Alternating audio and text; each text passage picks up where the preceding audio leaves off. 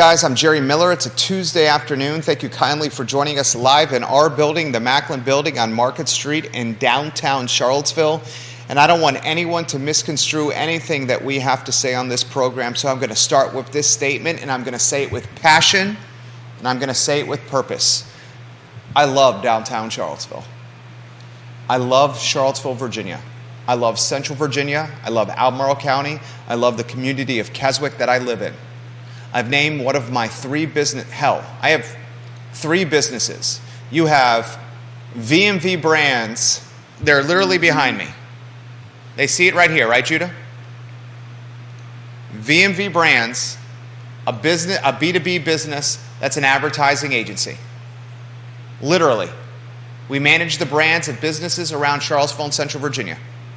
You have I Love CVille, a content creation and a content machine. A machine that is literally breaking news at clips faster and a greater frequency than legacy media. That's why you watch the program. You have I Love CVille Real Estate that's the LLC that is holding our real estate positions. Two of the three businesses that we manage are named after the community we love. So when we talk about issues that we see in this community, please understand that we're talking and analyzing, discussing these issues from a lens or a microscope of improvement, as opposed to a lens or microscope of throwing shade. A lot I want to cover on this program. Russ Haley, welcome to the show. Bill McChesney, welcome to the show. Everything good with the feed there, J-Dubs? Yep. Fantastic. Look at the screen and look at the headlines. Judah's got them up there right now. Judah, my friend, I'm going to weave you into the mix, and we're going to weave you into for an extended period of time today. Cover the cause and effect. The cause and effect of COVID on state. The cause and effect, and I want to talk what Nashville solving a panhandling and homelessness standpoint. I want to discuss how Dairy Market seems to be beating the downtown mall from a clientele attraction standpoint. Put City Council in the spotlight because taxpayers, you and I, are City Council supervisors. It is our job to hold them accountable.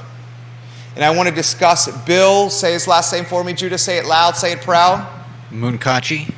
Bill Munkacsy on tomorrow's program. He's launching a tutoring business, and we'll talk education on today's show. Let's go to a two-shot. We'll weave Judah Wickower in the mix. Let's put on screen the lower third for the first headline, if you could. Judah. Scott Aaronworth is watching in Virginia Beach. You do get a shout out, Scott Aaronworth. I literally have folks from 5 different states watching the show.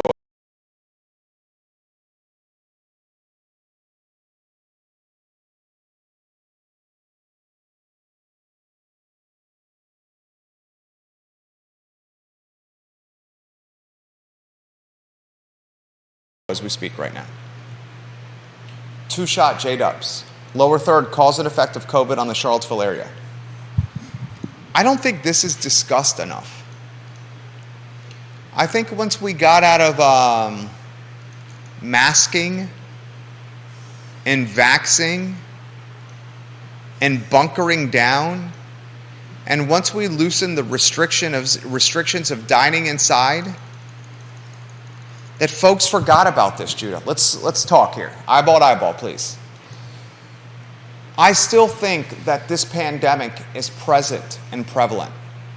And one of the ways we're seeing this pandemic being present and prevalent is chronic homelessness, aggressive panhandling, the absolute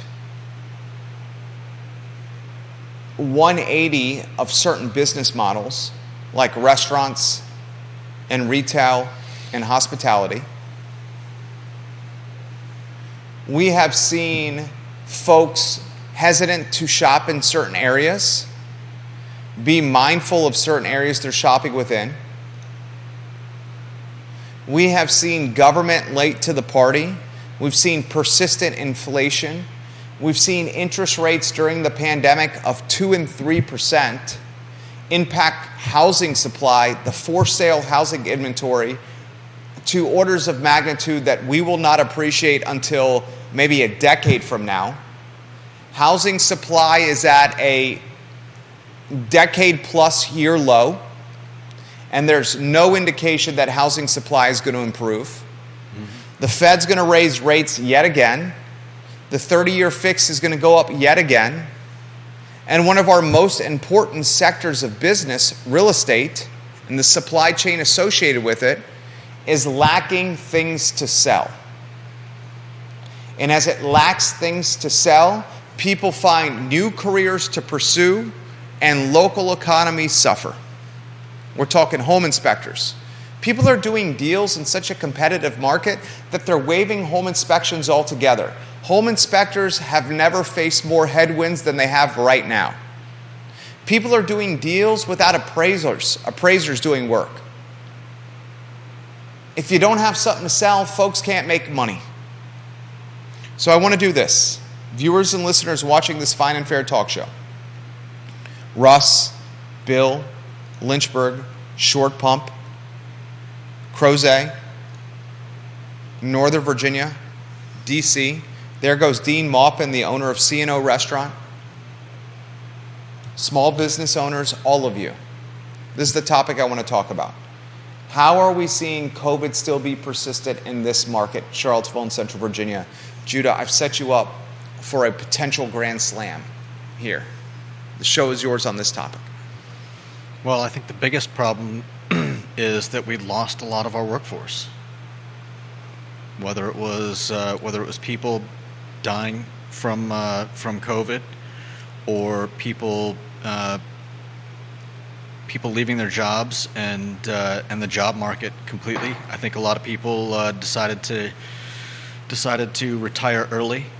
Then you've got people that were told they couldn't come into work and obviously had to still eat and pay rent and do all the other things that we do, and so they found jobs. And it wasn't in the industries that they were in before, and chances are they're not thinking of going back. They probably found better jobs. They like more than the jobs that they were in. So now we've got this void that's just hasn't been filled yet. I think a lot of truth to that. Give the show a like and a share anywhere you're watching. John, we appreciate you in Stanton. Grayson in North Downtown, thank you kindly for watching the program. I'm going to highlight some thoughts here in a matter of moments. Judah, check out that direct message I just sent you. Bob Yarborough, hello. Robinson Hubbard, hello. Ray Cadell, hello.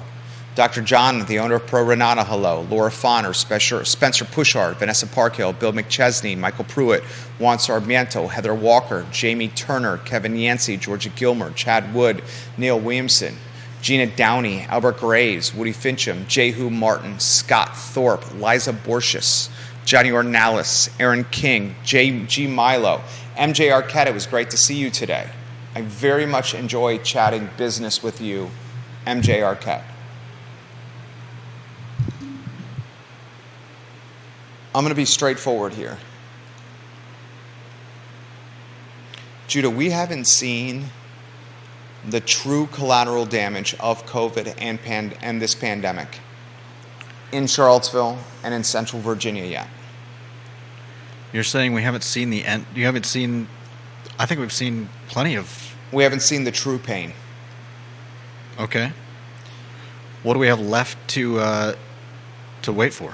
All right, let's do it sector to sector, okay? We'll go sector to sector. And you saw my DM I sent you, right? Mm-hmm. Okay. Sector number 1, let's talk real estate. I shared this on the I Love CVille Network before the program started. I'm going to read it again live on air. This is on I Love CVille Instagram. Follow our Instagram account. Join over 13,000 people on our Instagram account. Only a 1/10 of mortgages have an interest rate above 6%. That's a big problem for the U.S. housing market. The bottom line is that homeowners across America do not have an incentive to move. This is from Market Watch. one of the leaders in covering finance, the economy, and real estate in the nation.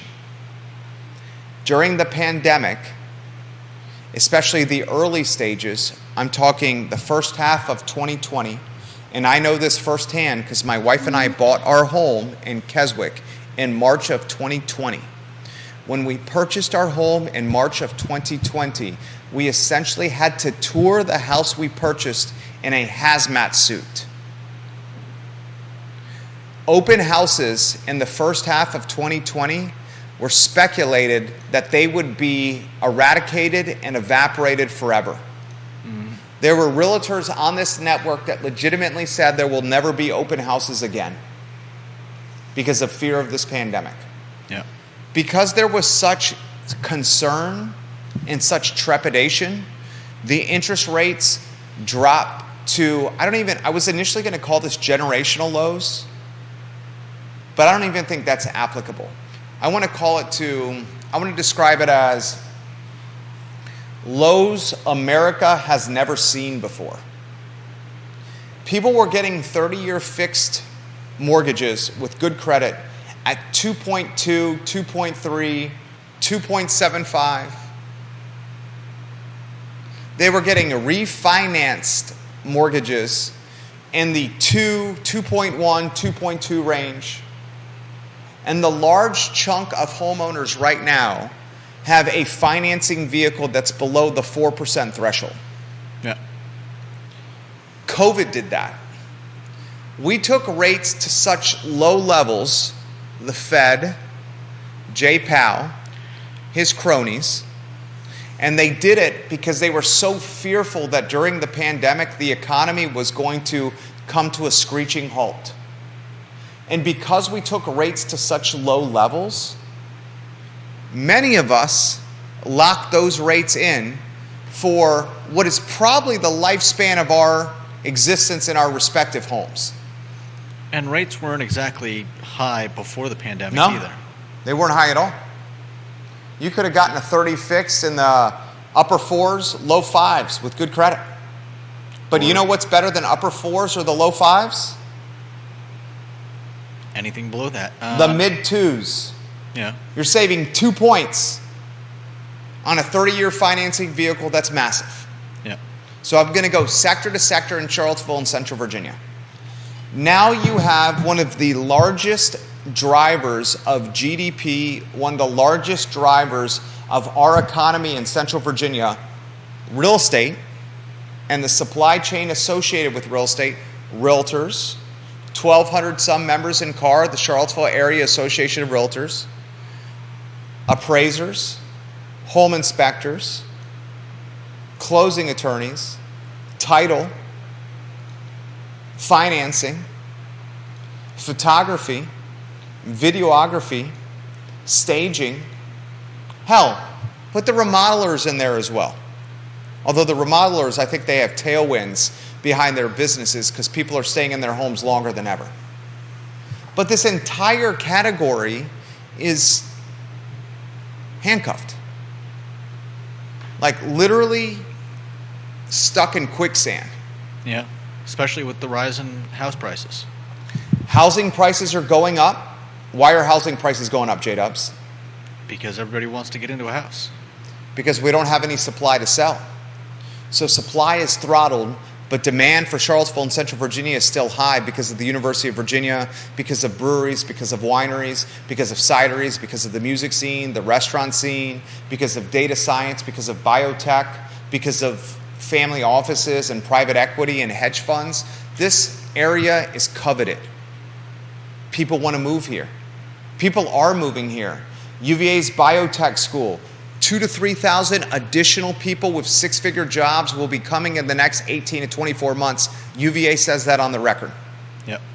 The entire category of real estate is in quicksand. It's doing a full sprint, a 5K, and they're trying to PR in the 5K, trying to get 16-minute, 17-minute in the 5K, but legitimately running on the beach or in wet sand. That's what's happening. Go to a different sector. Let's talk hospitality and food and beverage. What are the big brands that are well capitalized doing? What are they doing in food and beverage and hospitality? The big brands that have money and have financial resources. What are they doing right now? Expanding. They're automating. They're solving the labor crunch through kiosks and automation. I want everyone to go to the McDonald's and the base of Pantops. There's 3 employees running that McDonald's. 2.5 of those employees, 2.5, are working in the back of the house, and the other half of a person, production-wise, is expoing food from the back of the house, from the kitchen, to customers. They literally aren't even working the registers right now. And by ghosting the registers right now at the McDonald's at the base of Pantops, they are training patrons to use the kiosks that are in the dining room. They are legitimately pushing you to order food on their mobile app. My son loves a sausage biscuit. He's 5 years old. I like to keep him happy, so we get the sausage biscuit a couple times a month, and we order it through the mobile app. It's ready to pick up as soon as we get there. We purchase and order through my phone. Who is not able to automate like that, Judah? Mom and pops. Mom and pops. Locally owned businesses. How has COVID impacted labor at entry-level jobs, J-Dubs? Your thoughts on that topic? Well, like I said before, during the pandemic, a lot of people were told to stay home, and they still have to buy food, they still have to pay rent, they still have to pay for gas and car repairs and all the other things that crop up. And so what do? You go out and get a job that you can go work at, and then you don't come back. COVID has absolutely crushed the entry-level job market. Those that are expected to work on the front lines in some capacity are either refusing to do it, or they are completely reinvented themselves into a different line of work. You got businesses in this town that are offering $15, $17 an hour to 16, 17, and 18-year-olds. And they can't get 16 and 17 and 18-year-olds to work for $15 to $17 an hour. Do you know how much $15 an hour is extrapolated over 40 hours a week, over 52 weeks a year? I could do the math. 30 grand. $10 an hour is $20K. So $15 an hour is $30K. If you're making $20 an hour, how much are you making? $40K. $40,000 a year. At one time, if you were doing a babysitting job, waiting tables, bartending, hosting, or being a front of the house manager, or working on the retail of a storefront, and you were punching tickets at a movie theater, you were sweeping the floors at a movie theater, a dishwasher at a restaurant, and you were making 40 G's an hour, 20 bucks an hour, there would be a line around the door for those jobs. Now, folks can't get people to fill those spots. It's because the money doesn't go as far. That's not why. It's a big part of it, I would bet you. The 16, 17, or 18-year-old doesn't want to work for $20 an hour.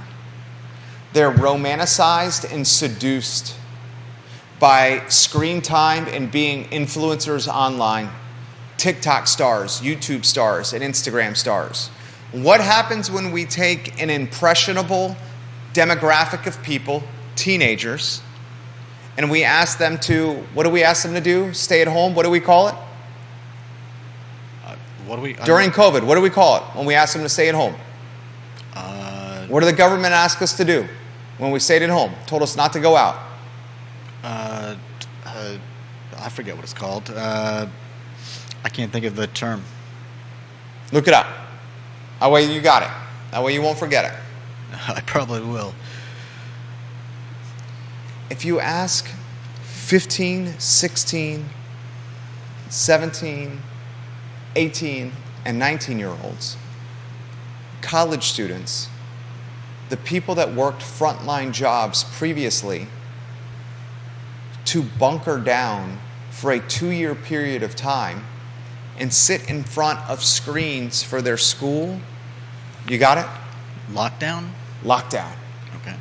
If you lock them down at home for 18 to 24 months while their brains are still developing, at their most impressionable times of their lives, no. Got people trying to come into the studio here, fans of the program. Autographs after the show. If you ask them to lock down during their most impressionable times of their lives, and you brainwash them or hypnotize them with added or increased screen time, are we now surprised that those same people do not want to work $15 to $20 an hour jobs and instead want to spend more time on phones and screens and look to monetize phones and screens as influencers? You mentioned that $20 an hour doesn't go as far anymore. The people that are taking these jobs, or historically would have taken these jobs, don't need places to stay. They're living with their parents. They're living with their moms and dads and have their rent covered by their mommies and daddies. Oftentimes have allowances. Historically, the positions that are vacant today historically were filled by college students and upper age high schoolers living at home. As a result, they could work for $15 or $20 an hour. Now COVID changed their human behavior and their social skill set. And as a result, the mom and pop businesses in this community are having to do more with less. And the mom and pop businesses in this community have reached a breaking point. That's why if you walk from the Pavilion to the Omni in downtown Charlottesville, you will see vacancies like you've never seen in Charlottesville's downtown mall in a long, long time, certainly in the 23 years that I've been here. I will take it a step further. I was last week at Rebecca's Natural Foods and the Happy Cook in Barracks Road Shopping Center. Barracks Road Shopping Center is owned by Federal Realty, a publicly traded company. Federal Realty has the primary shopping mecca for Charlottesville and Central Virginia, a 300,000 person market. Look at the vacancies that are in Barracks Road. More than you will ever see in at least my 23 years of being in this community. And more are coming down the pipeline. So we've seen COVID create a throttle or a shortage of for sale inventory in real estate because people like Judah and I locked in interest rates that we will never be able to get ever again. You don't need to tell me what your rate is? It's in the threes. You have a rate in the threes? If you ever sell your house, I'm going to tell you something that's realistic, but doom and gloom, but fair and honest. Judah Wickower, when did you buy your house? 2019. When in 2019? I think it was July. Who pushed you for a long time to buy that house? Yours truly. Okay. Hammered you to purchase the place that you were renting on a monthly basis, if not weekly basis. You got the spot in 2019 for an interest rate in the threes. I want you to hear this.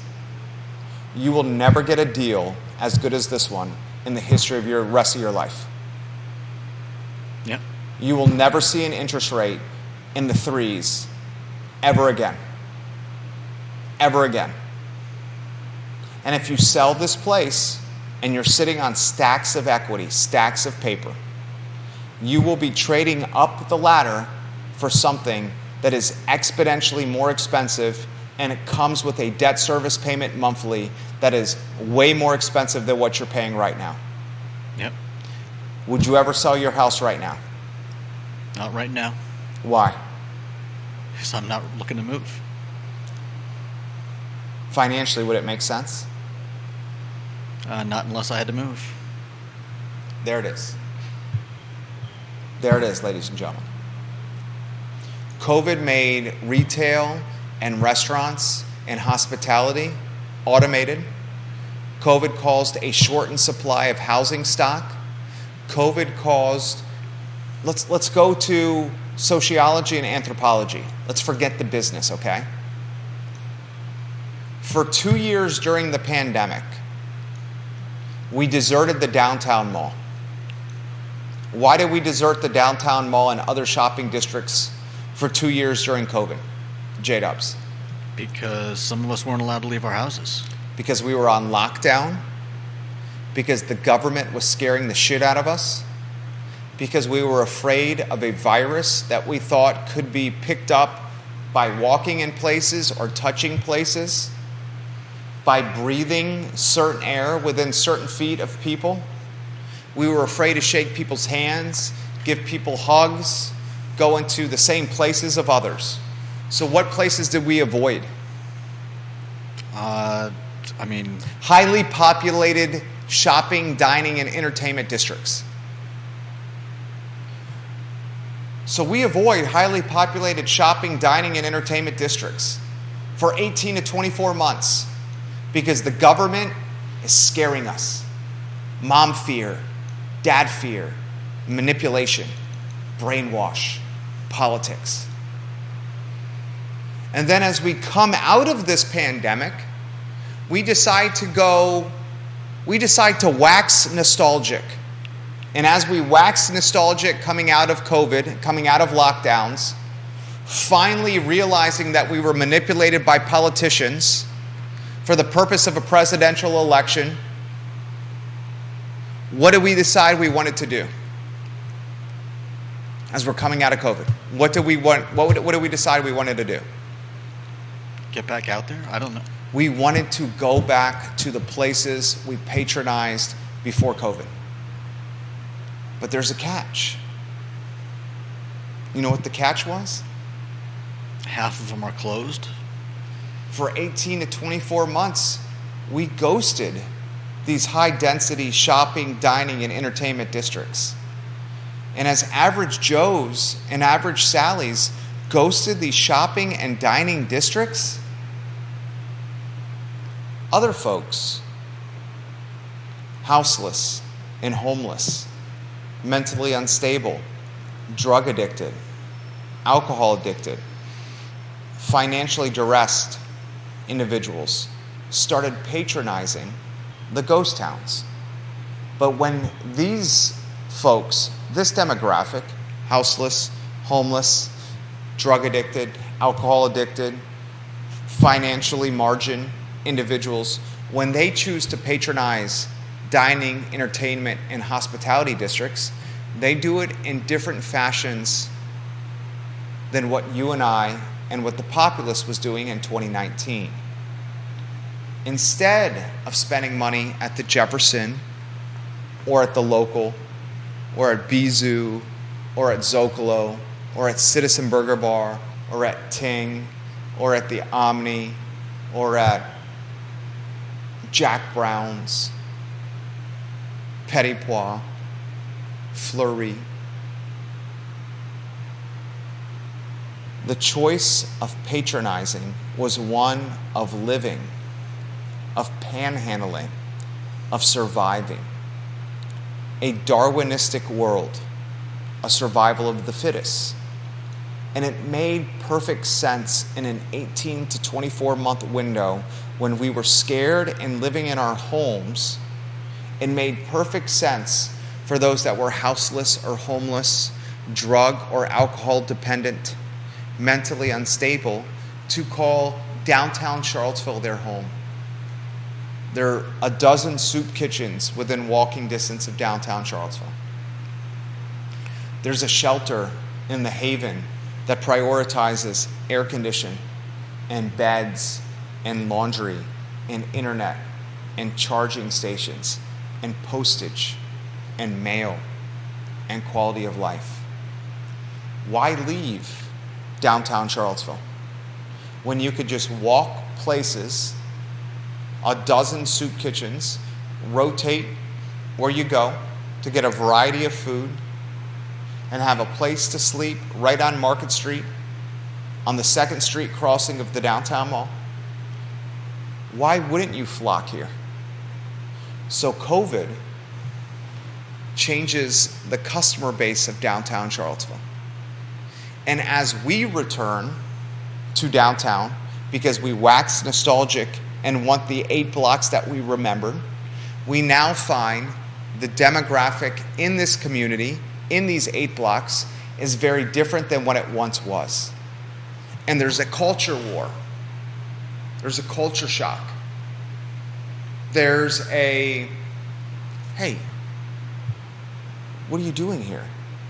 What do you mean what I'm doing here? I've been here for the last 18 to 24 months. What are you doing here? I haven't seen you in nearly 2 years. Well, I used to come here all the time before COVID. I'd come here for happy hour and $12 lunches, and I'd take my special buddy, my special partner, my loved one, to dinner at Fleury, and we have concerts at the Southern, and we go for drinks at Rapture. What are you doing here? I've lived here for almost 2 years. That perch right there, that covered doorway by Brasserie Saison, that covered doorway by Charlottesville Insider, that covered doorway by Central Place, that's my home. See that stuff in those bags right there next to the shopping cart? That's my closet. I have every right to be here. I've been here for the last 18 to 24 months. You haven't been here for nearly 2 years. And now you're coming back to my place, to my home, to my bedroom, to my closet, to my shelter, and you're telling me to leave? What right do you have? This is a public park.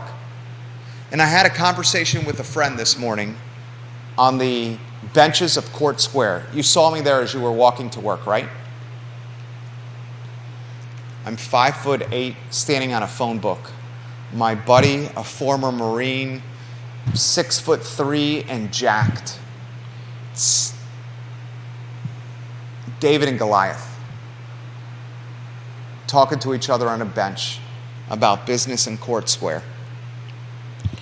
And in this conversation with Goliath, who is kind and has the gift of human connection and has empathy and is a husband and is a father,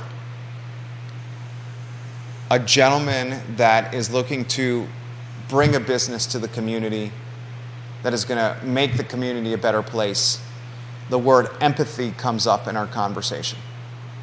And I think about our conversation this morning on the benches, on a bench by Court Square, and I realized something. You know what I realized? Maybe I'm going about this aggressive panhandling. I want the phrase aggressive panhandling to be part of our lexicon, and chronic homelessness to be part of our lexicon. Maybe I'm going about it the wrong way. For 18 to 24 months, as we're on lockdown during COVID, a new demographic patronized the mall. And instead of spending money at the shops and the restaurants and the music venues, their form of patronizing is survival. Finding shelter, staying close to soup kitchens, and being within a short walk of the primary shelter in Charlottesville, the Haven. So maybe it's us that took an 18 to 24 month break from coming to downtown Charlottesville that is in the wrong. Because how do we take an 18 to 24 month hiatus and then expect everything to be fine and dandy when we return and unchanged? That conjures a word. And that word in my mind is presumptuous. Perhaps it's up to us who took the 18 to 24 month break of coming to downtown Charlottesville to be more open-minded, empathetic, the word Goliath used today. A kind, empathetic, forward-thinking husband and father. And I will relay to you what he passed along to me about what Nashville is doing to solve chronic homelessness and aggressive panhandling. That'll come in a matter of moments. Maybe it's up to you and I, and those of us that took the 24-month respite, to figure out a better solution for aggressive panhandling and chronic homelessness than just police and ordinances and fines and laws.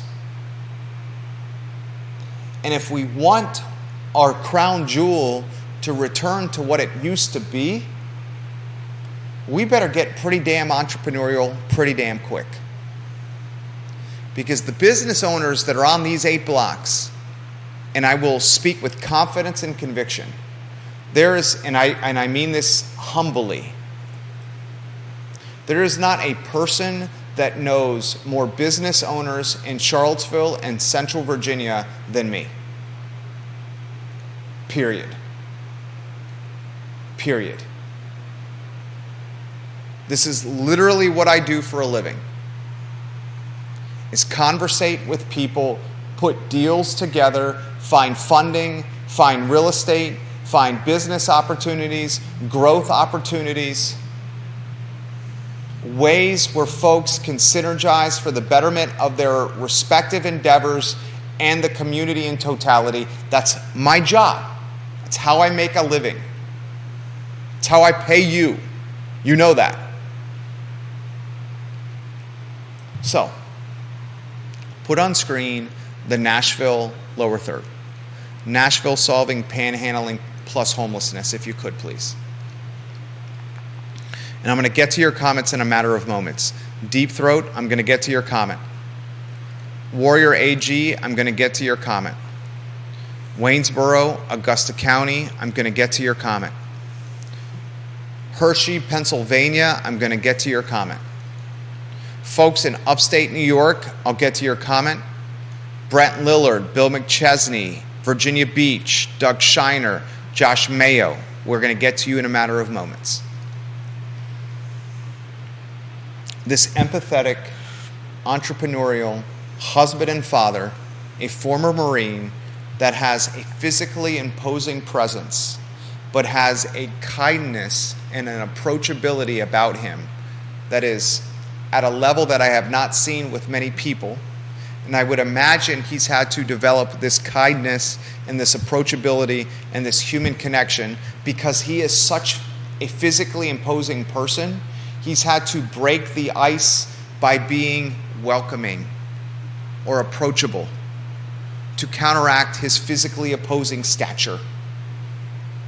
He passes along to me what Nashville, Tennessee is doing. And in Nashville, Tennessee, they allow panhandlers and the chronic homeless to sell a newspaper called The Contributor. The Contributor is purchased by panhandlers and those who are suffering chronic homelessness for a quarter, 25 cents. The Contributor, which is the name of the newspaper, is then sold to whoever wants to buy it for $2, leaving a delta of how much? $1.75? $1.75. Sounds like grit. What's that? Sounds like grit. Grit? Yeah.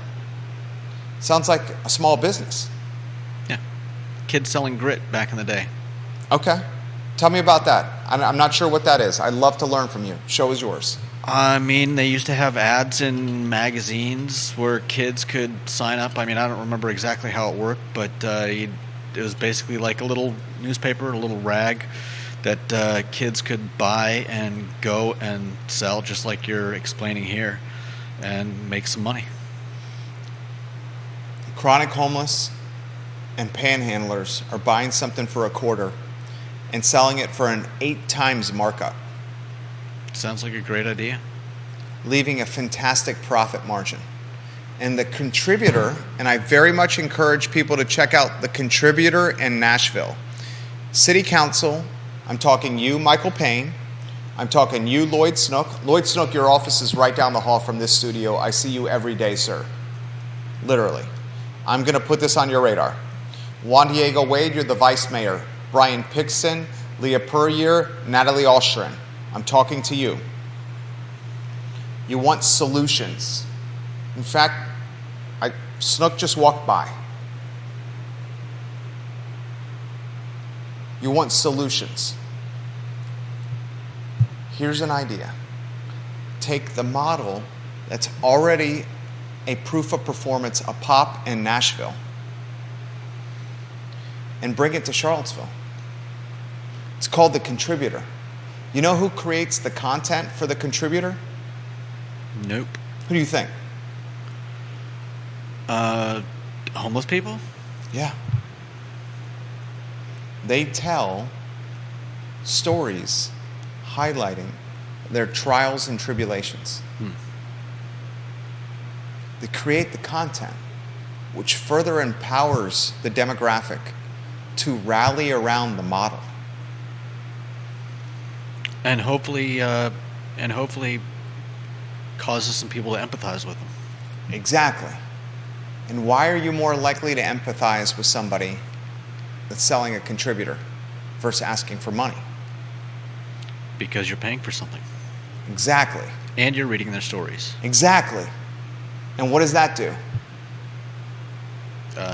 It humanizes, it localizes, and it personalizes the plight and the efforts of those involved with the business. Mm-hmm. Who would be willing to give $2 to an aggressive panhandler if you walk away with something that's tangible and palpable that you can read, that you can learn, that you can glean information from? Well, hopefully as opposed to giving $2 to somebody for no reason at all except for the fact that they're asking for money from you. I don't give a dime to somebody that's asking for money from me on the side of the downtown mall. I give money to charity. I give money to church. I give money to nonprofits. I have helped fund small businesses through GoFundMe efforts because I see a path to a finish line. It's tangible. It's palpable. I don't give money to folks on the side of the road that's asking for money. But if they say, Jer, here's a newspaper that's got something that you didn't know about in it, and it costs you $2, I'd pay for that. And you want to hear a very success story statistic? You ready for this? This is from the Contributor website. 70% of people who have vended with the Contributor for at least 6 months have obtained housing. That's great. That's a round of applause, right? Yeah.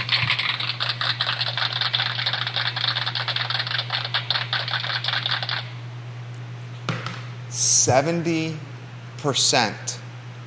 of humans that have vended with the Contributor have found housing within 6 months. So some folks are lambasting me on social because I'm holding city council accountable about improving the quality of life on the UVA corner in Midtown, which is West Main Street, and on the downtown mall. And I've said on this talk show, I'm tired of seeing individuals masturbating on the side of the road, drunk off their ass on the side of the road, in a drug hazed on the side of the road, aggressively harassing patrons, tourists, students, and locals alike on the side of the road. I've explained the quality of life and the foot traffic is diminishing in downtown, in Midtown, and on the UVA corner. and a portion of the population, socialist Charlottesville, all 49 of you, have pursued me aggressively, in particular on Twitter. And you said, what are your solutions to solving this? Well, here's one. Let's take the model that's working in Nashville and apply it to Charlottesville.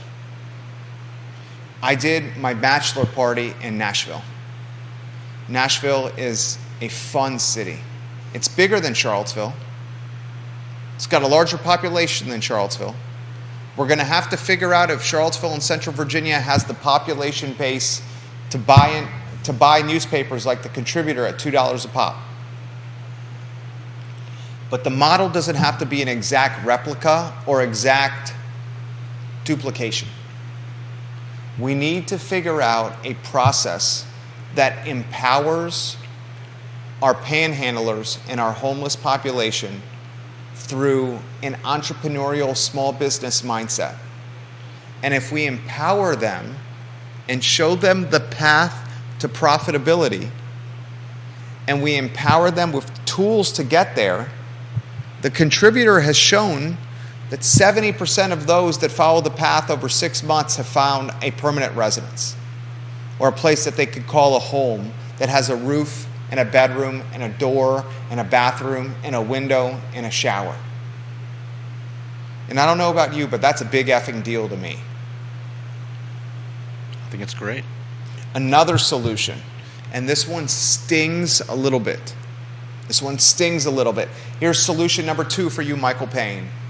Solution number 2 for you, Lloyd Snook, Brian Pinkston, Leah Puryear, Juan Diego Wade, and Natalie Ostrin.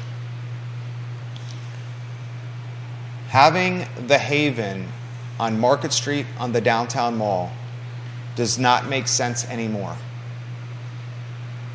You need to form a joint venture with Albemarle County. You already have a revenue sharing agreement in place with Albemarle County. And together, in a cross-jurisdiction format, figure out a place in Albemarle that makes sense for everybody, where we can build the Haven on HGH or the Haven on steroids, where we can take Albemarle County dollars and Charlottesville taxpayer dollars, and we can combine them in one pot, in one slush fund, and say, let's build an epicenter of even larger and more influential and approachable proportions. More beds, more food, more internet, more computers, better postage, better mail, more laundry, more showers, better quality of life, a larger facility, a bigger facility. I bet you can get state funding for a facility like this. And my bet, as a small business owner who's been doing small business for 15 years, is you will see population uptick downtown, population uptick around Albemarle County in shopping, dining, and hospitality districts. And you will see the houseless and panhandling population pleased at the same time. It's win, win, win, win. Charlottesville wins, government. Albemarle County wins, government. Small business wins. Patrons win. Tourists wins. Students wins. Locals win. Houseless population wins, and panhandling population wins. There are solutions right there. The Contributor in Nashville, empowering houseless and panhandlers with the small business mindset, solution 1. Solution 2, creating a joint venture, a JV, Charlottesville and Albemarle County cross-jurisdictional that pulls taxpayer resources to build a, what do you want to call it? Let's give it a great name. Let's call it a name. What kind of name are we going to call it? What are we going to build for the houseless and for the panhandlers? It's got to be in Albemarle because Charlottesville's landlocked. What are we going to call it? Home for the houseless. What is it? Home for the houseless. Home for the houseless. How about a campus for the houseless? How about a college or a university for the houseless? an epicenter where you can sleep, where you have protection from the inclement weather, rain, heat, snow, cold, a place you can shower, a place you can do laundry, a place you could potentially get clothes from thrift stores, bedrooms, computer labs for resume building. You get mental health support from therapists and counselors.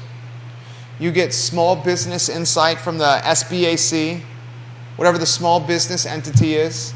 Maybe Piedmont, some of its professors will allocate time there. UVA. It's almost like a college. It's almost like a next level of education or an epicenter of quality of life improvement. You could call it, what is it? You had K-Tech, the Charlottesville Albemarle Technical Education Center. How about you call it the Charlottesville Albemarle that's not the preferred nomenclature.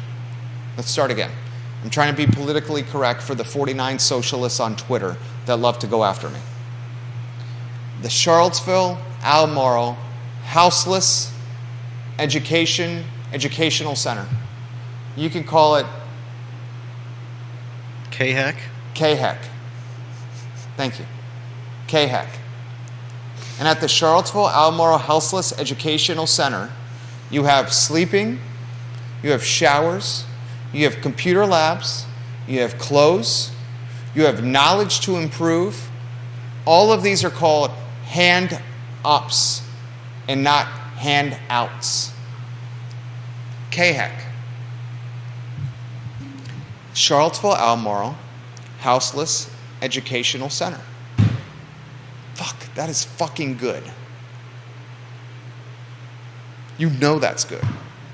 That's literally on the fly right now during the show. I have goosebumps right now. You know that is good.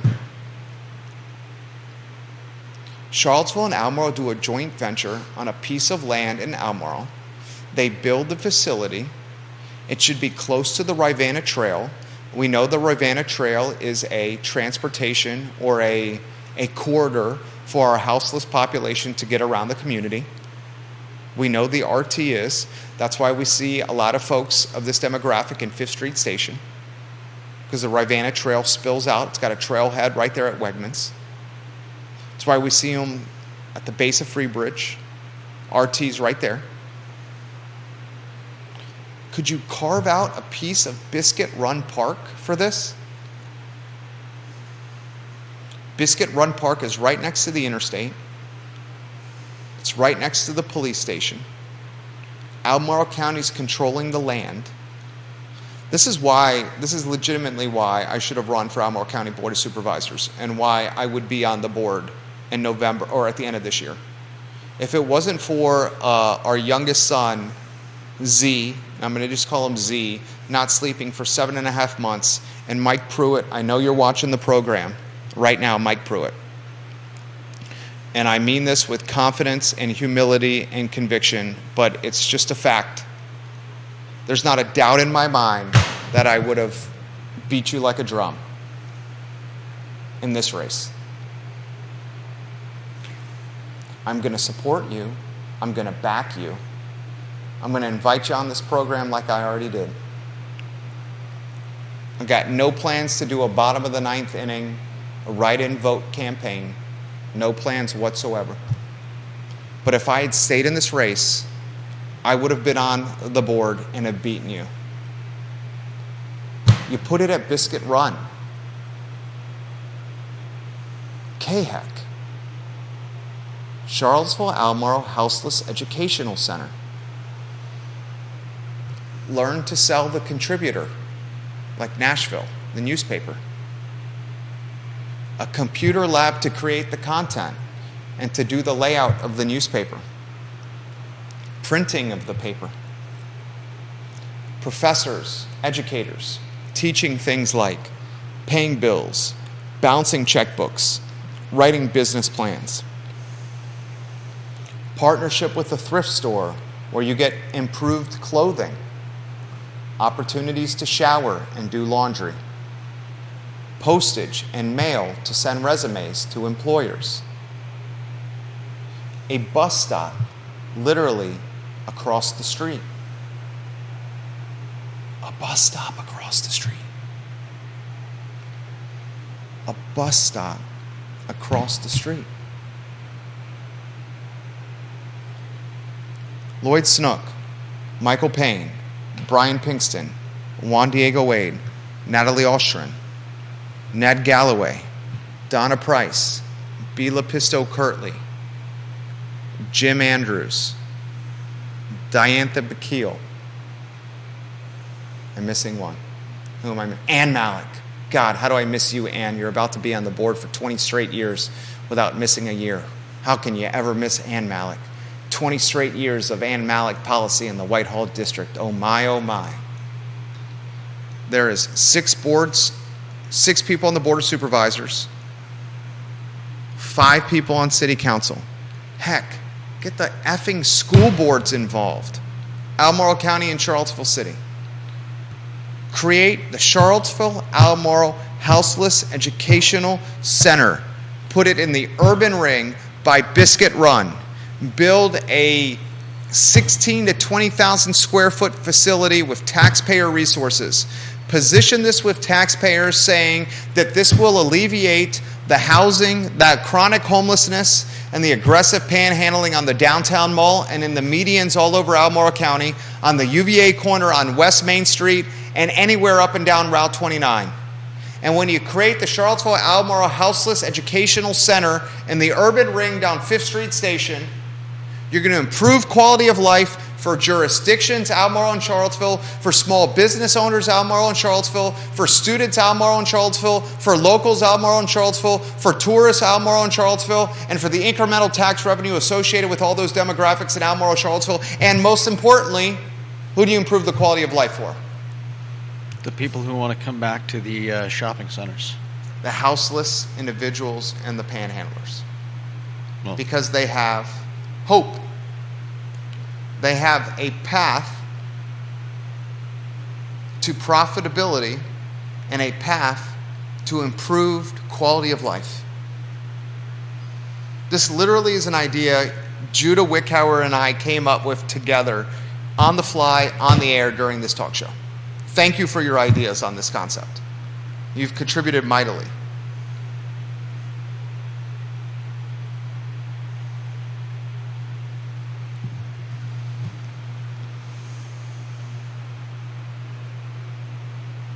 Holy shit, that is a good idea.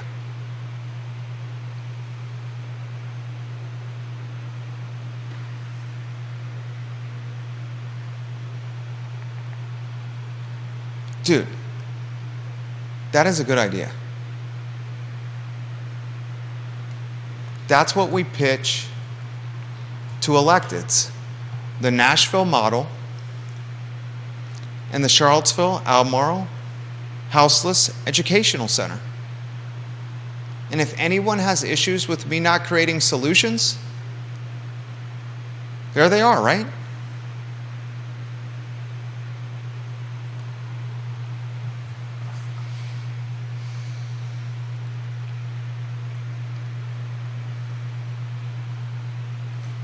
And that's a solution that is rooted in a foundation of common sense, small business acumen, empathy, hope, and a hand up instead of a handout.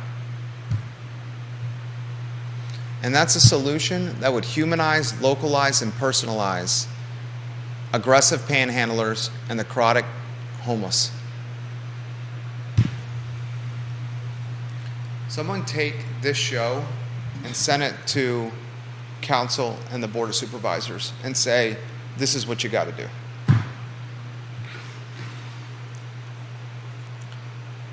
There you go. Anything you want to add? No. I'll get to some comments. That would work.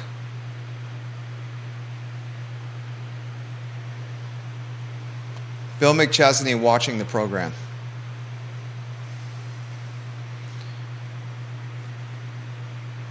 And he says, how about the Daily Progress building or the old Phillips warehouse next to the library on Rio Road for the Charlottesville Albemarle Houseless Educational Center? I'm all for anywhere that works. Scott Thorpe, who works in real estate, says, even if you had to move, why sell an asset at 3% when you could rent it with exceptional rent prices? He's exactly right. Yeah. I believe my better half and I, in the home that we're in, are sitting on somewhere between $750,000 and $825,000 in equity. Because we bought a house in March of 2020, a home that had been on the market for about 18 months. If we choose to move from this home, we will not sell it. We will rent it. And we will rent it for a price that is probably 2x what the monthly nut is. And that further throttles housing inventory. Yeah. Neil Williamson on my personal page shares a link that Nashville is doing other things as well that we should consider. Sounds like Nashville is a model we should consider for the chronic homelessness and aggressive panhandling. Because no one wants to see Charlottesville head in the direction of Portland or San Francisco. Can I get an amen? Yeah, amen. Or Los Angeles. Los Angeles. My brother lives in Culver City, a gentrifying neighborhood and a $2 million+ home. And he has 12 shanty tents in the road directly in front of his front yard. His kids cannot play in the front yard of their house in Culver City. Derek Bond, the owner of the Melting Pot and Moe's, watching the program. He says, well, you guys may not have come downtown during COVID, but the business owners certainly did. He says, we did not want them here before, during, or after. And he's talking about the panhandlers and the chronic homeless. I respect what you're saying, Derek, as a small business owner. I very much do. But in today's political climate, we have to figure out solutions to the problem, to solve the problem. Lloyd Snook said this when he came on the I Love CVille show. He said, what did Bob Fenwick do with his campaigning? Bob Fenwick, and as soon as Lloyd Snook said, Jerry, he was sitting across from me, remember last week? He said, what did Bob Fenwick do with his campaigning? And he did it in a very lawyer fashion. And as soon as he asked me that question, I knew where he wanted me to go, as if he was addressing a jury or someone in the box in the courtroom during a cross-examination. And I said, Counselor Snook, Bob Fenwick complained and said, here are the problems, and he never provided any solutions.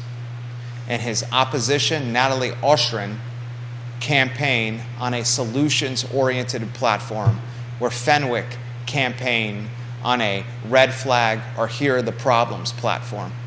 And Fenwick came in last and Ostrin came in first.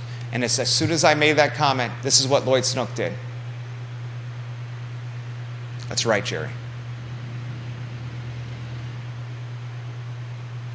We have to come up with solutions.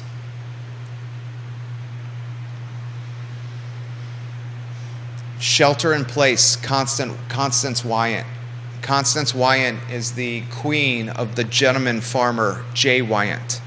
Jay Wyant, the gentleman farmer, just past the Keswick area. Kevin Higgins says we are already there at Portland and San Francisco levels, just at a smaller scale in Charlottesville. Makes sense. Crystal Johnson says the old Kmart building. I don't think the old Kmart building is going to be there for much longer. It will not be there for much longer. I encourage anyone to research the old Kmart building online.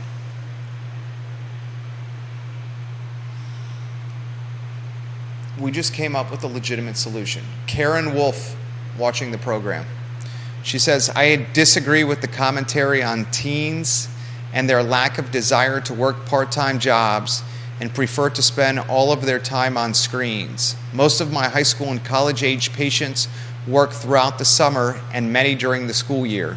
I think the workforce shortage is caused by my adult employees rather than teens and young adults. I respect that comment, Dr. Wolf. I can't wait to get you back on the show, Dr. Wolf. I think you are a stakeholder and a valuable contributor to this program and to this community. I will respectfully disagree with you here, Dr. Wolf. I talk to the business owners.